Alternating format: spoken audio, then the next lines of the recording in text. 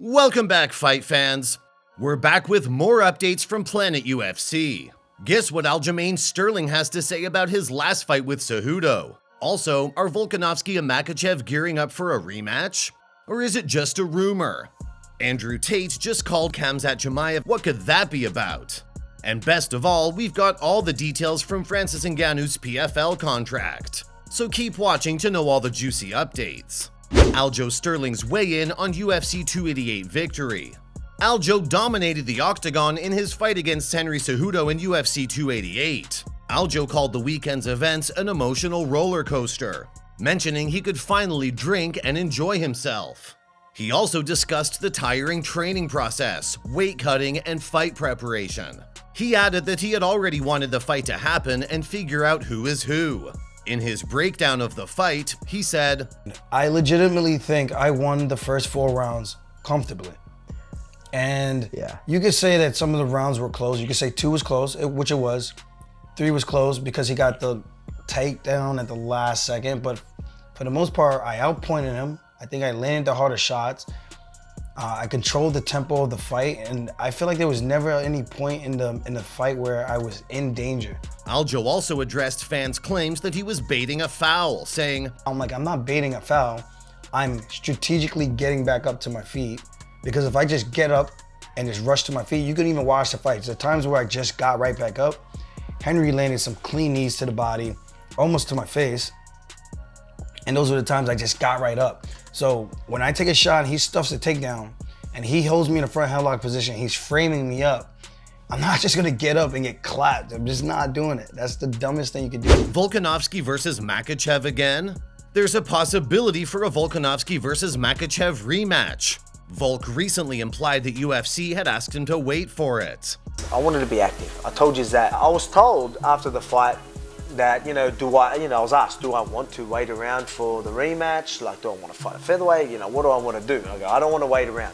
Because they said, do you want to wait around? The only thing is, if you, wait for that fight, that might not be till the end of the year. We don't know when that fight is happening, but it's not looking like it's going to be anytime soon. I'm like, I ain't waiting. So I'd rather fight featherweight and then do the rematch sometime at the end of the year or whatever it is, whenever that fight can happen. That fight's always going to be there. I want to stay active, and I told you I wanted to be active, and I wasn't lying. So this is proof of that. When I do get that lightweight belt, you know I will be keeping both divisions busy. A lot of people were like, how are you going to do it? How are you going to do it? This is how I'm going to do it. And true to his word, fans will see him in the octagon in October at Etihad Arena. Chimaev and Andrew Tate. Recently, Khamzat Chimaev and Andrew Tate have been cozying up with each other. Chimaev tweeted a video of his call with Tate a few days ago. Tate was open to the idea of meeting Chimaev. However, how he will manage to do so is a mystery considering his house arrest. The two shared pleasantries, and Chimaev invited Tate to his upcoming fight in Abu Dhabi. Meanwhile, Chimaev's opponent is still unconfirmed. Paulo Costa did make it to the rumor mill, but no further official news has followed. One fan tweeted, Chimaev showed compliance as he knows Tate would piece him and stuff all his takedown attempts if they ever fought. How this friendship and Chimaev's fight play out will become apparent with time. What do you guys think of the duo? And who will be up against Chimaev in UFC 294? Comment your guesses below. Sean O'Malley on Nate Diaz versus Jake Paul. Nate Diaz and Jake Paul will exchange fists in the octagon on August 5th. Sean O'Malley said he wasn't interested in watching Jake Paul become the top boxer. Instead, O'Malley's excited about the drama that comes with Paul's fights. And Paul knows how to deliver the drama. He recently posted this video on Instagram with the caption, "Lights out Nate, August 5th. Roman Royale commented, "It's gonna be a quick one." Ngannou's PFL contract. On Tuesday, 16th May, Francis Ngannou officially signed his contract with PFL.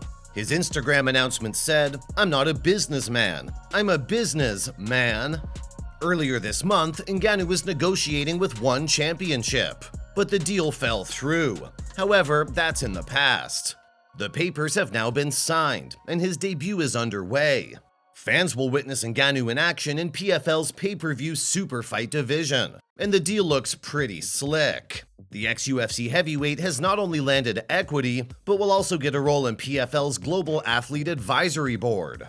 The contract also gives him complete freedom to pursue boxing. So get ready to see him in action in 2024. The fighter announced this on his official YouTube channel, calling it the best business decision for himself, his family, and Africa.